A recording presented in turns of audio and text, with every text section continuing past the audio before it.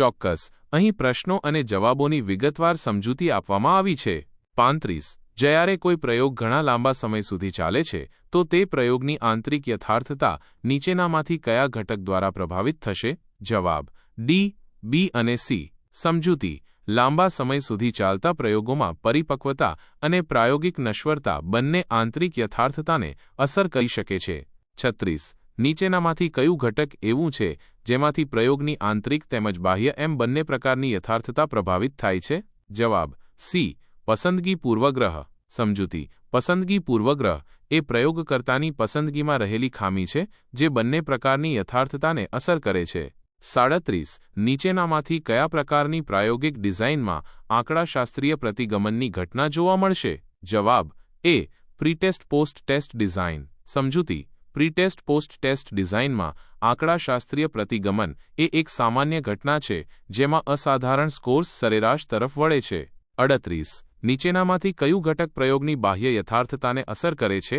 જવાબ: સી, પ્રયોગની કૃત્રિમ પરિસ્થિતિ. સમજૂતી: પ્રયોગની કૃત્રિમ પરિસ્થિતિ એ વાસ્તવિક દુનિયાથી અલગ હોય છે જે બાહ્ય યથાર્થતાને અસર કરે છે. 39. સહભાગિતાની તીવ્ર ભાવનાથી પ્રયોજયના કર્તૃત્વમાં થતી વૃદ્ધિને શું કહે છે? જવાબ: બી, હાથોન ઇફેક્ટ. સમજૂતી: હાથોન ઇફેક્ટમાં પ્રયોજયોને ખબર હોય છે કે તેઓ અવલોકન હેઠળ છે જેના કારણે તેઓ જુદી રીતે વર્તે છે. 40. ધારો કે આવતીકાલે તમે પાકિસ્તાનની સરકાર પ્રત્યેના ભારતીયોના મનોવલણ પર ડેટા કલેક્શન કરવા જવાના છો અને રાત્રે જ ભારતીય લશ્કરી છાવણી પર ત્રાસવાદી હુમલો થાય છે તો નીચેનામાંથી કયા ઘટકથી પ્રયોગની આંતરિક યથાર્થતા પ્રભાવિત થશે? જવાબ: બી, સમકાલીન ઇતિહાસ. સમજૂતી: સમકાલીન ઇતિહાસમાં પ્રયોગ દરમિયાન એવી ઘટનાઓ બને છે જે પરિણામોને અસર કરે છે. 41. અપ્રાયોગિક સંશોધનમાં પ્રાયોગિક સંશોધનની સરખામણીએ નીચેનામાંથી કયો લાભ વધુ જોવા મળે છે? જવાબ: સી, બાહ્ય યથાર્થતા. સમજૂતી: અપ્રાયોગિક સંશોધન વાસ્તવિક દુનિયામાં કરવામાં આવે છે જે બાહ્ય યથાર્થતા વધારે છે. 42. મુલાકાત સર્વેની સફળતા માટે નીચેનામાંથી કઈ બાબતનું હોવું આવશ્યક છે?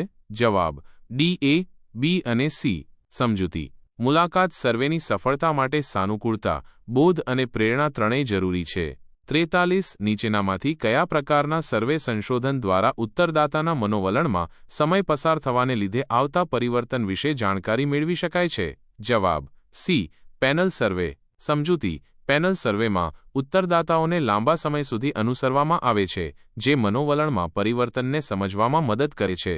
44. જ્યારે કોઈ આધારિત અસર પરિવર્ત્યના આધારે સ્વતંત્ર પરિવર્ત્ય કારણની ભાળ મેળવવામાં આવે છે તેને કયા પ્રકારનું સંશોધન કહેવાય? જવાબ: ડી, એ, બી અને સી. સમજૂતી: એક્સ પોસ્ટ ફેક્ટો સંશોધન, કારણાત્મક તુલનાત્મક સંશોધન અને સહસંબંધાત્મક સંશોધન ત્રણેય આધારિત પરિવર્ત્યના આધારે સ્વતંત્ર પરિવર્ત્યની ભાળ મેળવવા માટે ઉપયોગી છે.